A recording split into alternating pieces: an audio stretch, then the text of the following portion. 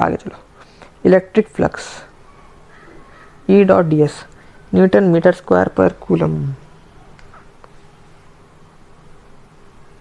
V into m. Gauss law, flux is E dot D S का integration surface integral, और Q by epsilon naught भी बोल सकते हैं हम लोग। फ्लक्स को E dot A, E A cos theta, E A X, E Y A Y, E Z A Z. Okay, flux incoming को नेगेटिव, फ्लक्स आउटगोइंग को पॉजिटिव मानते हैं। थोड़े important point, flux does not depend on charge, shape और placement of charge inside. Flux does not depend on shape of Gaussian surface, but electric field at Gaussian surface does depend on shape or size. Okay, एक और important point है, देखो, electric field is due to charge and also due to charge outside, charge inside and also due to charge outside the Gaussian surface. That is very important. Find flux through side of a pyramid. Charge is at the bottom, यहाँ पे charge है, आपको ये वाले side से flux पूछा जा रहा है, कुछ नहीं, नीचे एक और बना दो तो total flux Q by epsilon not, तो ये वाले पिरामिड के अंदर Q बाई 2 एप्सिलॉन नॉट हो जाएगा, उसके एक साइड के अंदर Q बाई 6 एप्सिलॉन नॉट हो जाएगा। आपको ऐसे कैलकुलेट करना रहेगा। Application of Gauss law, electric field in solid non conducting sphere, solid non conducting sphere है, इनसाइड पूछ रहा है, inside is K Q R upon R cube on K Q upon R square, outside K Q upon R square. ऐसा रहेगा graph, अंदर है ना बढ़ेगा लीनियरली, उसके बाद इनवर्सली घटेगा, इनवर्स के स्क्वायर से घटेगा। और कैलकुलेट करने के लिए यहाँ पे गॉस लॉ का यूज़ किया हम लोगों ने, देखो और से लिखा, जूम नहीं हो रहा यार। E dot A is equal to Q by epsilon naught, और हम लोग इनसाइड का कैलकुलेट करना है ना, आप एरिया निकाल देना पड़ेगा आपको, 4 पाई आर स्क्वायर, क्यू है ना रो 4/3 पाई आर क्यूब, बस सिंप्लीफाई कर दो, ये आ जाएगा। मोस्ट प्रोबेबली रो के टर्म्स में ये आ जाएगा, अगर रो के टर्म्स में लिखोगे तो बोले तो रो r/3 एप्सिलॉन नॉट आ जाएगा। बस जीते रहो। आगे क्या है, आगे हम लोग है ना थोड़े इंपॉर्टेंट पॉइंट्स पढ़ेंगे, जैसे यहाँ पे थोड़े पॉइंट्स हैं ना, ऐसे और भी पॉइंट्स हैं, मैं बताऊंगा आपको आगे आगे। हाँ, यहाँ से finding electric field due to with the help of Gauss law. Gauss law, आपको थोड़े इंपॉर्टेंट पॉइंट्स आपको जो ध्यान में रखना पड़ेगा, ये सारे ना इलेक्ट्रिक फील्ड को फाइंड करने के बारे में है।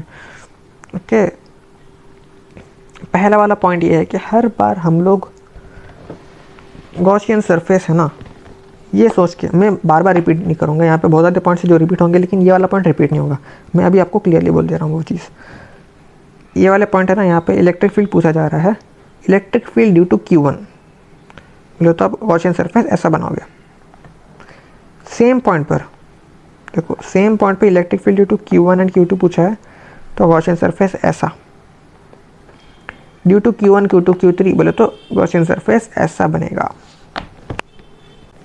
क्योंकि ड्यू टू Q1 की वजह से इलेक्ट्रिक फील्ड इक्विपोटेंशियल सरफेस यहाँ पे बना रहा है, Q1 Q2 की वजह से इक्विपोटेंशियल सरफेस ये बन रहा था, तीनों चार्ज की वजह से इक्विपोटेंशियल सरफेस ये बन रहा था। तो इस केस के अंदर इलेक्ट्रिक फील्ड इधर, electric field due to Q1 into area of this surface pi r square, charge enclosed Q1 on epsilon naught. इस पॉइंट पे electric field due to both Q1 and Q2 into area of this thing, that is area A, and charge enclosed Q1 and Q2 upon epsilon naught. यहाँ पे electric field due to Q1 Q2 Q3 area A charge Q1 Q2 Q3 upon epsilon naught. Okay, अभी आगे हम लोग ये देखने वाले हैं। सबसे पहला वाला पॉइंट ये है कि हम लोग ये वाले इसके बारे में कुछ बोलेंगे, थोड़ा माइंड मैथ की वजह से है आपके लिए। एक तो एग्जांपल ये ले रहे हैं कि ये हमारा इन्फिनिट शीट वाला चार्ज है और इन्फिनिट शीट ऑफ चार्ज की वजह से electric field at this point पूछने वाले हम लोग। उसके लिए हम लोगों ने एक सरफेस बनाया था, वर्किंग सरफेस बनाया था रेक्टेंगुलर का, और यहाँ पे हम लोग इलेक्ट्रिक फील्ड निकाल लिया। लेकिन गौर की बात यह है कि इलेक्ट्रिक फील्ड जो हम लोग यहाँ पे निकाले हैं ना, electric field due to all this charges निकाले हैं, लेकिन ये गॉसियन सरफेस बस इतनी ही चार्ज को इनक्लोज किया था। वो कैसे काम कर रहा है वो बताएंगे आपको। And charge Q1 Q2 Q3, इसी के अंदर यहाँ पे इलेक्ट्रिक फील्ड हम लोगों ने कैलकुलेट किया। अगर मैं आपको पूछूँ यहाँ पे इलेक्ट्रिक फील्ड पूछा मैंने पूछा, तो आप इतना बड़ा सर्कल बनाओगे, है ना, इतना बड़ा सर्कल बनाओगे, क्योंकि Q1 की वजह से इनकी पोटेंशियल सरफेस इतना ऐसा ही रहेगा। यहाँ पे इतना बड़ा सर्कल बनाओगे और इसके अंदर ये दो चार्ज भी आ रहे हैं। अब क्या करना पड़ेगा, ये Q1 ही लिखना पड़ेगा, Q1 plus Q2 plus Q3 लिखना पड़ेगा। आगे बताएंगे आपको। उसी के साथ इसके बाद में हम लोग है ना एक समरी रहेगी, मतलब एक लंबा रहेगा कुछ, आपको पूरा एक्सप्लेन कर दूंगा मैं। समरी के जैसा है वो, लेकिन उसके बाद में असली समरी रहेगी। आपको सब कुछ इग्नोर करके डायरेक्टली यहाँ पर भी जा सकते हो। अगर आप देखना चाह रहे हो ये सारी चीज़ तो आप देख सकते हो आगे। आखिरी पेज के अंदर समरी बोल के लिखा हुआ रहेगा, उसके अंदर सब कुछ मैंने बोला हुआ है, उतना ही फॉलो करना इंपॉर्टेंट है। Okay, moving on.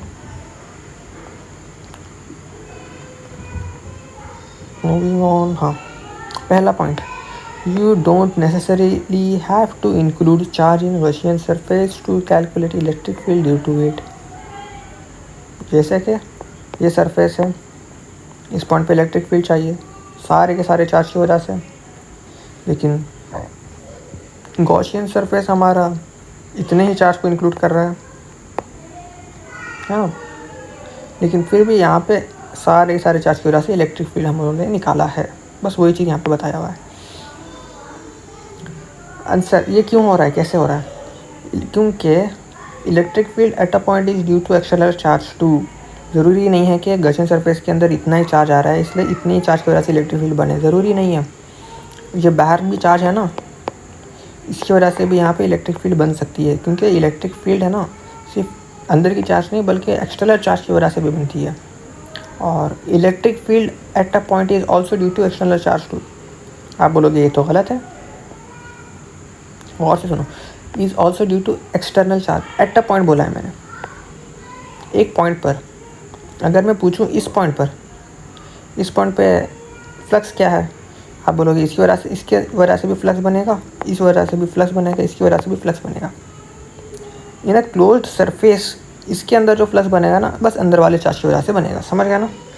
जो बाहर वाले चार्ज की वजह से है ना, उसकी वजह से भी बनेगा, लेकिन आपस में कैंसिल आउट हो जाएंगे वो सब। ओके, ये भी क्लियर कर दिया, ये भी क्लियर कर दिया मैंने। इसके बाद एक सवाल बनेगा आपका, मुझे पता है।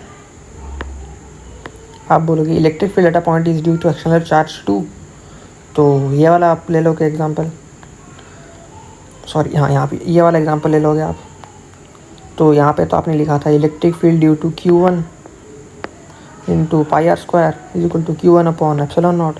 यहाँ पे electric field due to Q1 क्यों लिखा आपने Q1 Q2 Q3 भी लिखना चाहिए था आपको। आप बोलोगे उसका जवाब भी है, आगे देखेंगे उसको। ये वाला क्वेश्चन याद रखो, मैं इसके बारे में बता रहा हूँ, शायद अगले या अगले के अगले स्लाइड में रहेगा, अगले के अगले स्लाइड में शायद उसका जवाब नहीं, यहाँ पर ही है। ओके, Q1 Q2 Q3, यहाँ पे इलेक्ट्रिक फील्ड पूछा है ये Q1 और यहाँ पे भी Q1 Q2 Q3।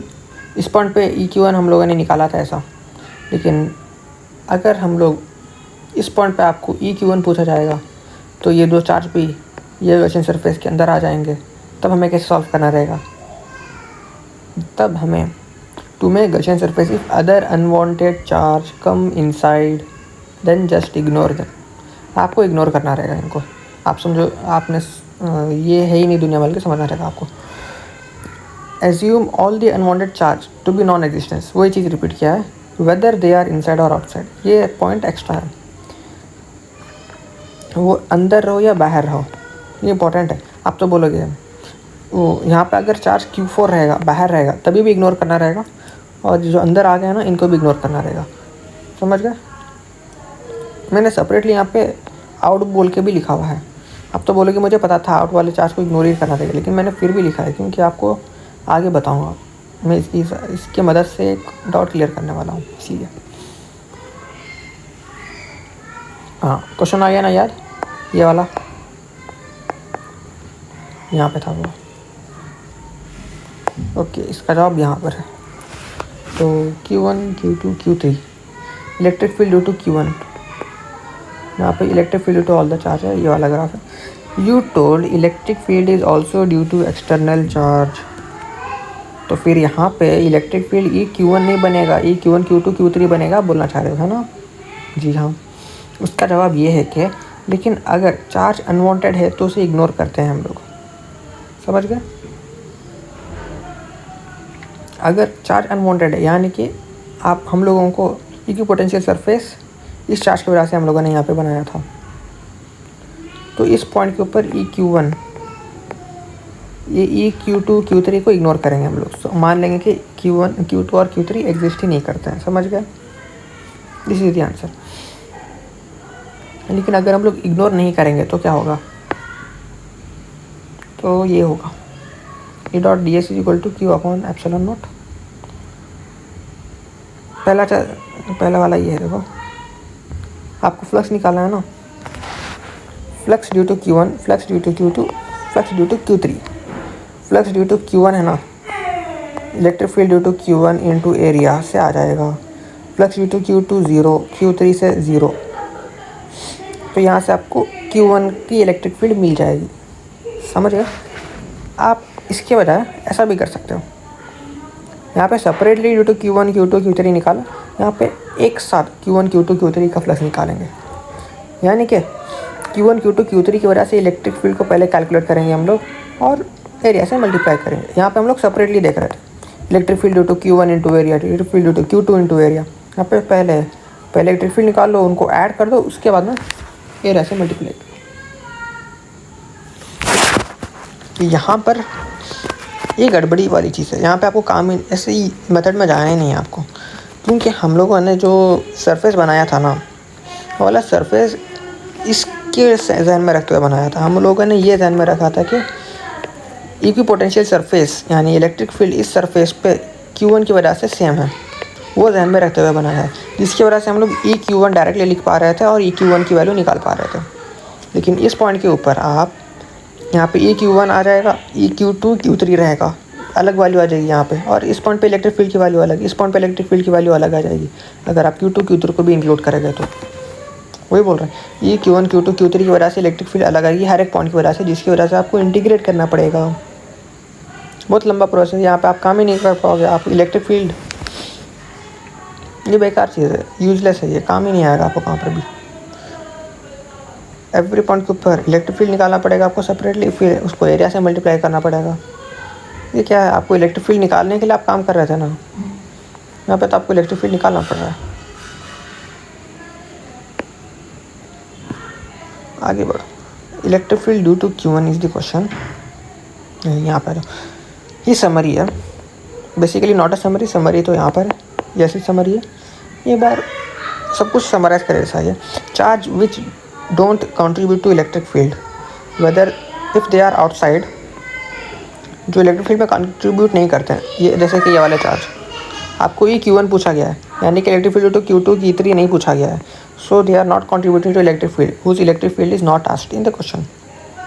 अगर वो चार्ज आउटसाइड है, ये वाला केस, तो उन्हें आपको इग्नोर करना रहेगा.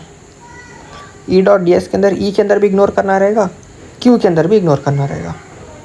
मैंने यहाँ पे अटेंशन को छोटे से लिखा हुआ है, अटेंशन को छोटा से, क्योंकि कभी कभी आप अटेंशन दे सकते हो, मतलब अटेंशन भी दे सकते हो, लेकिन वो बेकार है. सेम टू सेम इसके जैसा हो जाएगा केस। बेकार है, आप यहाँ पे कुछ और कर ही नहीं सकते। अगर आप लोगों ने बाहर वाले चार्जेस को भी और उसको भी सिर्फ यहाँ पे भी दे सकते हो, आप सिर्फ ई के अंदर आप इंक्लूड कर सकते हो, क्यू के अंदर इंक्लूड नहीं करना रहेगा, समझ गए। अगर चार्ज इनसाइड है, जैसे ये वाला केस, इस पॉइंट पे इलेक्ट्रिक फील्ड पूछा गया, ये गॉसियन सरफेस है, ये 3 चार्जेस हैं, तो आपको इग्नोर करना रहेगा। फिर से अटेंशन दे सकते हो लेकिन बेकार है वो, इग्नोर करना ई के अंदर भी क्यू के अंदर भी। अटेंशन देना है बोले तो बस ई के अंदर आप दे सकते हो, क्यू के अंदर तो हरगिज़ नहीं। और दूसरा वाला, charge which contribute to electric field, they are outside. आप बोलोगे इसका एग्जांपल कहाँ से बनेगा, कैसे एग्जांपल होगा, वो वाला याद आया एग्जांपल, गॉसियन सरफेस इतने ही चार्ज को इंक्लूड कर रहा था, लेकिन यहाँ पे इलेक्ट्रिक फील्ड सारे चार्जेस की वजह से हम लोगों ने निकाला था। Charges which are contributing to electric field and they are outside. एक और एग्जांपल बताऊँ मैं आपको, ये वाला एग्जांपल है, Q1 और Q2 है यहाँ पे चार्ज, और आप बोलोगे इनकी वजह से equipotential surface due to Q1 and Q2 क्या बनेगा, आप बोलोगे ऐसा बनेगा। इसके अलावा भी बनेंगे, इसके अलावा ऐसा भी बनेगा, समझ गए। तो हम लोगों ने ये वाला इंक्लूड कर दिया, ये वाला है इक्विपोटेंशियल सरफेस। इस इक्विपोटेंशियल सरफेस पे हम लोग यहाँ पे इलेक्ट्रिक फील्ड निकाल रहे हैं, और ये वाला इक्विपोटेंशियल सरफेस सिर्फ Q1 को इंक्लूड कर रहा है, Q2 को इंक्लूड नहीं कर रहा है, लेकिन Q1 और Q2 बोथ से इलेक्ट्रिक फील्ड बन रहे हैं हम लोगों के, समझ गए। Charge which contribute to electric field but they are outside, such example is Q2। यहाँ पे आपको अटेंशन देना रहेगा, इग्नोर भी करना रहेगा। क्या लिखा है देखिए, अटेंशन यहाँ पे देना रहेगा, ई के अंदर आप इंक्लूड करोगे लेकिन आप इग्नोर करोगे क्यू के अंदर, समझ गया। और अगर वो चार्ज अंदर है बोले तो ये तो नॉर्मल वाला केस है, तो आपको अटेंशन नहीं देना रहेगा, ई के अंदर भी इंक्लूड क्यू के अंदर भी इंक्लूड। समरी ये है कि आपको चार्ज को इंक्लूड करूँ या ना करूँ कुछ भी नहीं सोचना है। देयर इज़ नो रूल कि आपको चार्ज को इंक्लूड या एक्सक्लूड करते हुए गॉसियन सरफेस बनाना है। Rule is to find surface where electric field due to all wanted charge, हाँ, जिसकी वजह से इलेक्ट्रिक फील्ड हमको चाहिए। All wanted charge are same in magnitude, equipotential surface रहना चाहिए वो, ये पहला चीज़।